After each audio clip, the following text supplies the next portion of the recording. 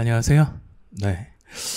오늘 저는 이번에 처음 시행된 국가직 7급 PSAT 상황 판단 영역 분석 강의를 맡은 김경훈입니다. 만나서 반갑고요. 자, 이번에 이제 뚜껑이 열렸죠. 네.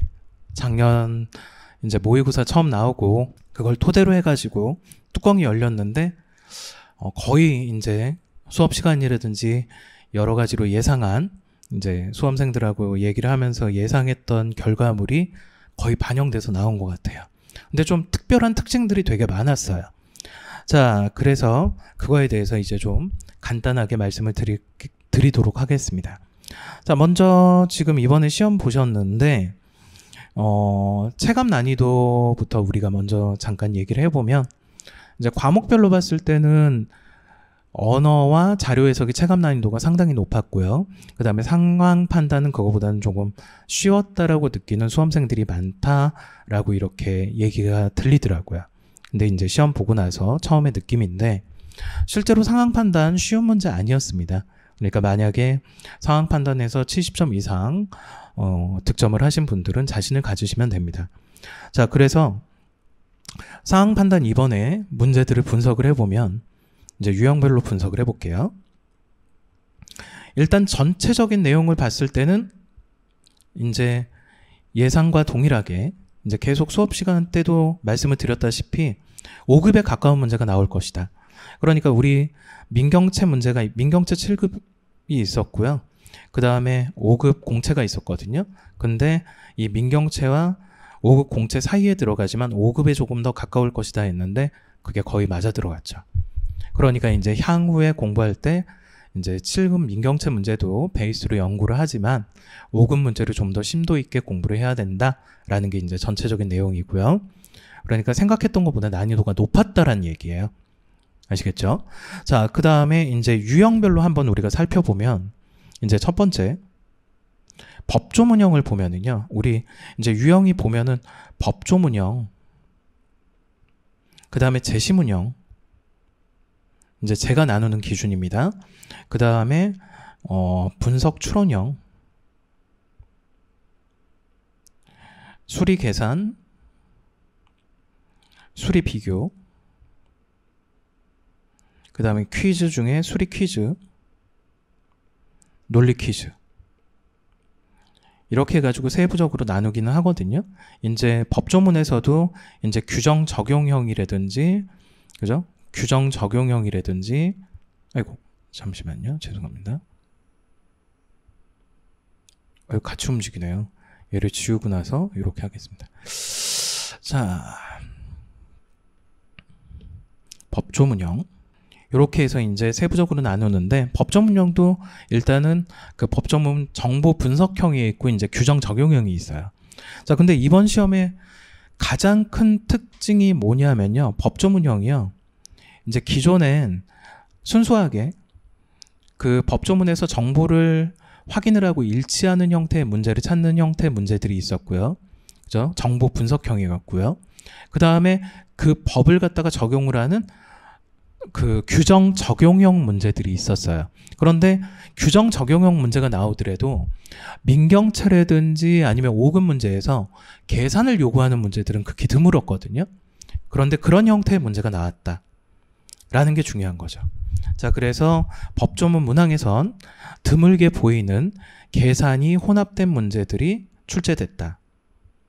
그러니까 이제 보통 이 PSAT 상황 판단 준비하시는 분들이 법조문형을 준비를 하실 때 이제 계산형은 따로 빼놓고 분석 추론형이나 아니면 수리 퀴즈, 수리 계산형으로 생각을 하시거든요. 근데 갑자기 이제 이게 문제가 뭐냐면 법조문형이다 하고서 접근을 했는데 중간 계산이 필요한 경우가 나왔을 땐 약간 또 멘탈이 깨진다라는 거죠. 그러니까 이건 뭐 어려운 거는 아닌데 항상 법조문형과 혼합 형태가 나올 수가 있다라는 것을 이번 시험에서 알 수 있었다라는 거예요. 특징들이 첫 번째, 하위 영역의 혼합성이에요. 하위 영역의 혼합. 이런 것들이 이제 상당히 많이 보여요. 아시겠죠? 자, 그 다음에 제시문형. 이게 대박입니다. 제시문형 중에서 제시문형 중에 제가 요거를 제시문형 중에 요게 정보 분석형이 있거든요. 그러니까 민경채라든지 5급 공채에서 빠지지 않고 나오던 문제들이에요. 인문, 사회, 과학 뭐 이런 것들에 관련돼 가지고 장황한 제시문이 나오고 그 안에 정보를 분석하는 문제 0문제 나왔습니다. 이게 엄청나게 큰 특징이에요. 0문제. 자, 그러면 여러분들이 시험을 딱 봤을 때 느끼는 게 그런 제시문이 빠지고 나니까 시험 전체가 그냥 뭐로 보이냐 하면 느낌이 이제 난이도는 이제 사람마다 다르겠지만 법조문형 아니면 퀴즈형밖에 안 보이는 거예요.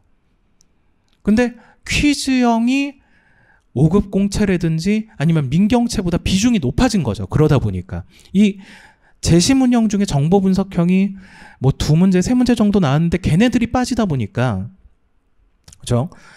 굳이 본다라고 해도 끝에 23번, 24번 중에 23번 한 문제 정도 23번 한 문제 정도만 이제 나형으로 생각을 했을 때 23번 한 문제 정도만 제시문형 중에 정보 분석형으로 볼 수 있지 전부 다 여러분들 눈에는 법조문형 아니면은 그냥 이 문제들이 퀴즈형으로 보일 수밖에 없으니까 체감 난이도는 다른 과목에 비해서 낮았을 뿐이지 사실은 체감 난이도가 높은 문제가 돼버릴 수밖에 없다라는 거예요. 그런데 이게 내년에도 예측을 할 때 내년에 또 얘가 0문제가 나올 테니까 우리 이거는 준비를 등한시해도 되나? 절대 아니죠. 해마다 출제 영역별 빈도수는 달라집니다. 그래서 지금 제가 여기서 지금 보면 특징은 제가 분석한 특징은 이쪽에 따로 정리를 하고 있는 거예요. 자, 그 다음에 우리가 보시면은 분석 추론형 그죠? 분석 추론형도 이제 많은 문제가 출제되지는 않았지만은 이제 정보 가공이나 계산이 필요한 문제만 주로 출제가 된 거죠. 정보 가공 플러스 그 다음에 계산이 필요한 문제. 그러니까 분석 추론형 문제 중에서도 수업 시간에 계속해서 이렇게 영역을 나눠서 생각을 하면 논리적인 분석이 추론이 되는 경우들이 있고요. 그 다음에 주어진 정보와 제시문을 통해서 그걸 토대로 해가지고 수리 계산을 해야 되는 추론형이 있거든요. 근데 정보 가공과 계산 쪽에 치우쳐진 문제. 그러니까 상판이 이번 느낌은 계산 문제가 많다. 퀴즈 문제가 많다. 논리 문제가 너무 많다. 이런 식으로 한쪽으로 쏠려가지고 문제 영역이 출제가 되다 보니까 그런 느낌들을 많이 받으실 수밖에 없었을 거라는 거예요. 아시겠죠? 그 다음에 단순 수리 계산 문제는 거의 희박했고요. 네. 그 다음에 수리 비교형도 그다지 많이 나오지 않았습니다. 그러니까 수리 비교형으로 이제 분류가 될 수 있는 문제가 이제 경우의 수 문제인데 다른 시험 그러니까 민경채나 5급보다는 출제 빈도는 되게 낮았는데 22번 경우의 수에 관련된 문제 22번이에요. 이번 시험의 가장 큰 난이도, 가장 높은 난이도 문제로 예측이 돼요. 그러니까 정답률이 상당히 낮지 않았을까라고 생각이 드는데 이것도 사실 경우의 수를 천천히 접근을 해보고 연습을 해보신 분이라면 이제 해설 강의에도 설명을 해놨지만 어렵지 않게 해결할 수 있는 문제였다라는 거. 하지만 제가 전체적인 문제로 봤을 때 이번에 7급 국가직 문제 중에서는 22번이 가장 높은 난이도가 아니었나 라고 이제 수험생 입장에서 생각을 해보면 22번이 높은 난이도였다. 그러니까 수리 계산형과 수리 비교형은 난이도는 높지 않았다. 아니 그 빈도는 높지 않았지만 난이도가 높았다. 이렇게 생각을 해주시면 되고요. 수리 퀴즈와 논리 퀴즈는요 엄청나게 많이 출제가 됐어요. 그러니까 민경채나 5급의 빈도보다 훨씬 높은 빈도를 차지했고요. 특히 특징이 5급이나 민경채를 보면 수리 퀴즈면 수리 퀴즈, 논리 퀴즈면 논리 퀴즈 해가지고 수리 퀴즈랑 논리 퀴즈의 영역이 애매한 것들이 딱딱 나눠지는 경우에 문제들이 많이 나왔거든요. 근데 이거는 수리하고 논리가 합쳐진 퀴즈 문제들이 많이 출제됐다는 얘기예요. 그러니까 뭐 시험 보신 분들이나 기출 문제를 풀어보신 분들 지금 보시면은 어떤 거냐면 그 대표적인 문제가 그 집 짓는 거 있죠? 돼지. 첫째 돼지, 둘째 돼지. 집 짓는 문제. 처음엔 수리 퀴즈예요. 수리 계산형. 그러다가 논리적인 부분이 가미가 돼야 돼요. 그 논리적인 부분을 토대로 해서 계산을 해야 되거든요. 단순하게 계산하면 시간이 오래 걸리거든요. 그러니까 둘째, 이제 그 문제는 해설 강의에 자세히 있으니까 여러분들이 한번 보시면 되는데, 이렇게 영역이 애매모호한 것들, 그러니까 보통 수리 퀴즈면 수리 퀴즈 문제, 논리 퀴즈면 논리 퀴즈 문제, 이런 식으로 딱딱 구분되는 문제들이 많았는데, 이번 국가직 7급 문제에서는 수리 퀴즈와 논리 퀴즈가 영역이 애매한 문제들, 혼합되어 있는 문제들이 다수 출제됐다라는 거예요. 그래서 오답률이 높아졌을 것이다 라는 거죠. 그 다음에 세 번째, 간단해 보이지만 함정이 많이 있었다. 그러니까 이제 함정이 다수 존재했다. 그러니까 문제가 되게 간단해 보이지만 함정이 다수 존재하는 문제들. 그 대표적인 문제가 이제 정각 종치는 거, 퀴즈 문제 중에서요. 정각 종치는 건데 이게 되게 단순해 보여요. 그런데 이거를 시간의 단위로 끊는 것이 아니라 그 시간의 간격으로 끊는다라는 그런 함정들. 근데 사실은 어떻게 보면은 그게 함정처럼 보이지만 함정이 아닐 수 있고 그 그 포인트를 잡아야지만 문제를 풀 수 있는 형태였다라고 생각을 할 수도 있는 거죠. 그래서 이제 이번에 우리가 봤던 시험 그리고 우리가 앞으로 준비해야 되는 7급 PSAT에 대해서 종합적으로 얘기를 드리면, 하위 영역이 혼합되어 있는 문제들이 많이 나왔고 특정 영역으로 많이 쏠리는데 수리 퀴즈와 논리 퀴즈에 쏠리는 문제들이 많았고, 근데 순수한 수리 퀴즈, 순수한 논리 퀴즈보다는 수리와 논리가 혼합된 형태가 많이 나왔다라는 거. 그 다음에 함정이 문제가 간단해 보여서 체감 난이도는 낮지만 함정 문제가 다수 존재해서 쉬운 시험이 아니었다라는 거죠. 그리고 더 중요한 건 특정 파트, 항상 나오던 민경채라든지 5급에서 항상 나오던 제시문형 중에 정보 분석하는 단순 정보 분석형 문제가 0문제가 나왔다는 얘기예요. 그러니까 이 얘기는 국가직 7급은 무엇이다? 단순하게 정보를 파악하는 시험을 보지 않고 뭔가 종합적으로 논리적인 분석을 할 수 있는 문제를 추구하겠다라는 특성을 첫 번째 시험에선 보인 거죠. 그런데 이게 내년도 내후년도 그렇게 될지는 아무도 모른다라는 거예요. 아무도 모르는 거죠. 그죠?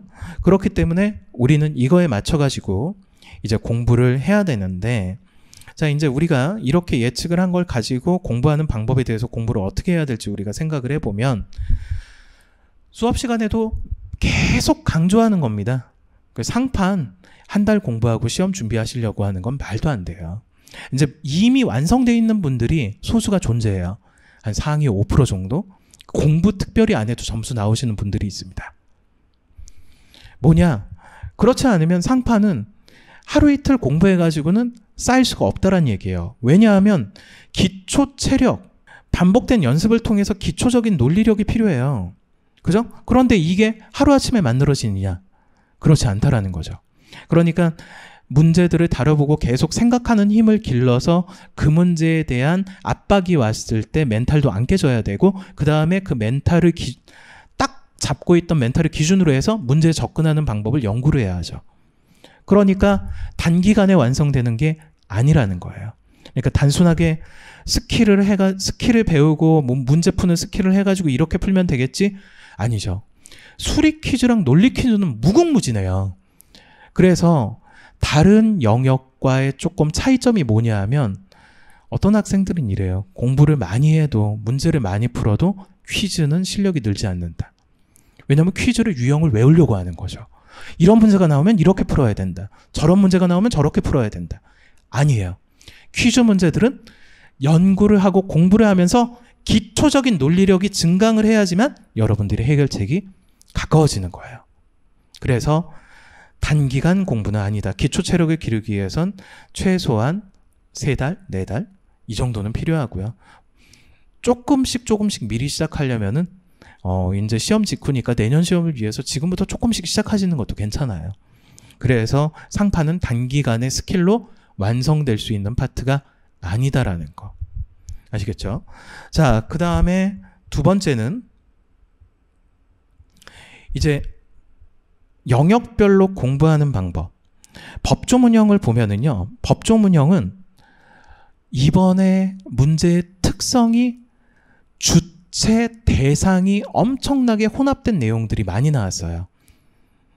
특히 뭐 뒤쪽 후반부에 보면은 그 23번, 24번에 보면은요, 통합 대상 지방자치단체, 뭐 광역자치단체 막 이래가지고 비슷한 용어인데 엄청나게 반복이 돼서 나옵니다. 관계지방자치단체 뭐 이러면서요.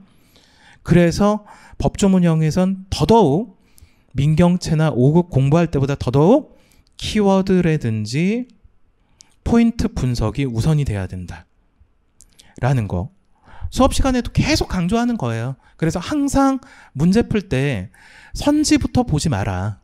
이제 시험 볼 때 테크닉을 보면은 학생들 중에서 선지를 먼저 보고 제시문으로 가는 경우가 있어요. 법조문으로요. 그런데 만약에 이렇게 단락이 딱딱딱 첫 번째 단락, 두 번째 단락, 세 번째 단락에 얘는 A라는 키워드만 나오고 얘는 B라는 키워드가 나오고 얘는 C라는 키워드만 나온다라면 선지 먼저 보고서 제시문 가도 돼요. 그죠?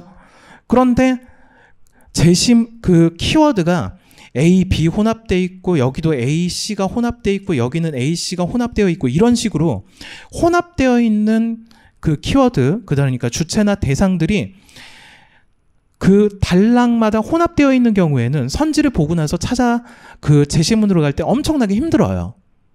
아시겠죠? 그러니까 키워드나 포인트를 잡는 연습을 하기 위해서 제시문 분석하든 제시문 혹은 법조문을 키워드와 포인트 위주로 분석하는 속도를 높여야 된다. 이 부분이 또 주안점이 되는 거죠. 뭐 그래서 이제 수업 시간엔 뭐 제시문만 보고 그 다음 페이지에 뭐 이렇게 선지가 있어가지고 연습하는 과정도 있었는데 이제 이게 단기간에는 도움이 안 되지만 장기간 연습을 하면 상당히 도움이 되거든요. 그래서 항상 정보 분석을 할 때는 키워드와 포인트를 체크하면서 문제를 풀어야 된다. 자, 그 다음 세 번째,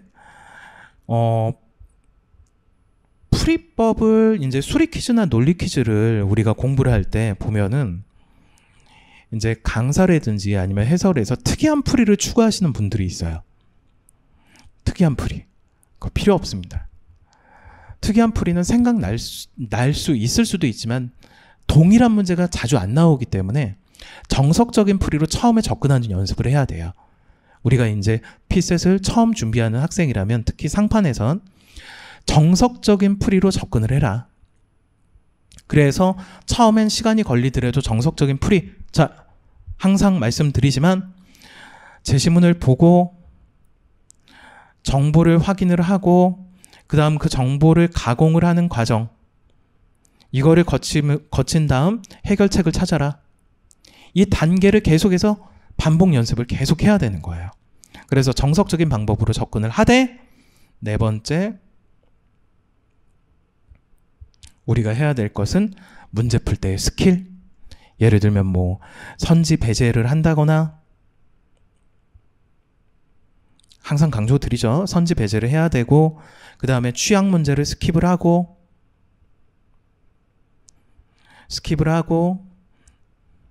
그 다음 또 자신이 문제를 푼 거에서 1번의 정답이 나왔을 때 자기가 풀고 있는 문제에 대한 믿음을 갖고 다음 문제로 바로 넘어가고 다 해결한 다음에 검산을 하는 형태, 이런 시험 자체의 스킬에 대한 습득이 필요하다라는 거예요.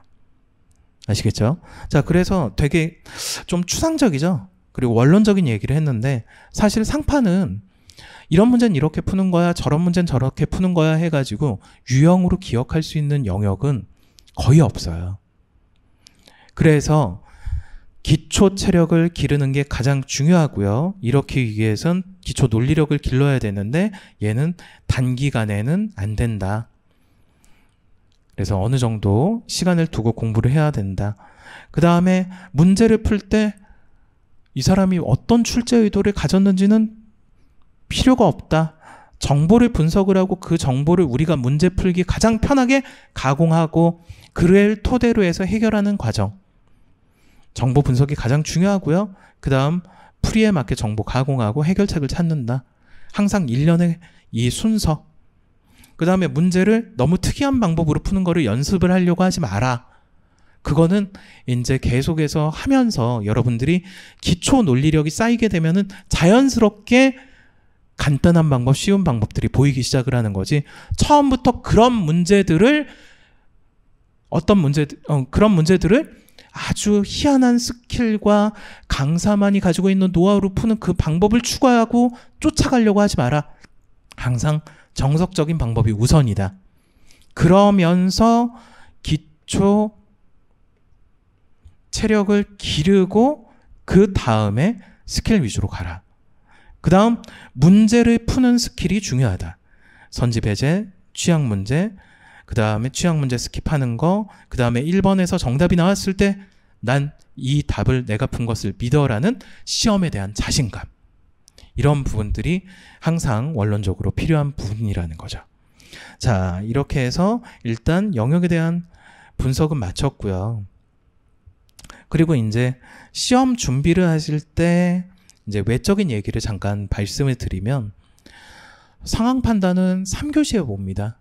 1교시 언어, 그 다음에 2교시 자료, 그 다음에 3교시 상황 판단인데 이번 시험에서 1교시 언어 논리가 상당히 어려웠다라고 해요. 그러니까 1교시 하시다가 멘탈이 깨지니까 3교시 시험에서 덩달아 영향을 받고 2교시에도 영향을 받는 경우들이 생기거든요. 그러니까 우리가 시험을 보는 거는 여름, 7월 초, 중순 이렇게 돼요. 한참 더울 때인데 체력적으로 안배하는 게 3교시라 쉽지도 않은데 날씨까지 덥습니다. 그래서 항상 체력 관리와 멘탈 관리 되게 중요하다라는 거 기억을 해주시고요. 자, 아무튼 여기까지 해서 이제 이번에 봤던 국가직 7급 PSAT 상황 판단 영역 분석에 대해서는 이제 마치겠고요. 아무튼 올해 시험 보셨던 수험생들 고생 많으셨고요. 앞으로 공부하실 7급 국가직 PSAT를 공부하실 분들 이제 마지막으로 종합적으로 당부를 하나 드리면은 이제 다른 영역은 이제 다른 그 전문가들이 계시니까 저는 상황 판단에 대해서만 말씀드리면 상황 판단은 첫째, 퀴즈의 중요도가 높아졌다. 이번 시험을 토대로 해서만 예측을 하는 겁니다. 퀴즈의 비중이 높아졌고 중요도가 높아졌다. 근데 퀴즈를 잘할 수 있는 방법은 스킬 위주로 해가지고 단기간에 발전할 수가 없다. 기초적인 논리력을 기르는 게 중요하다.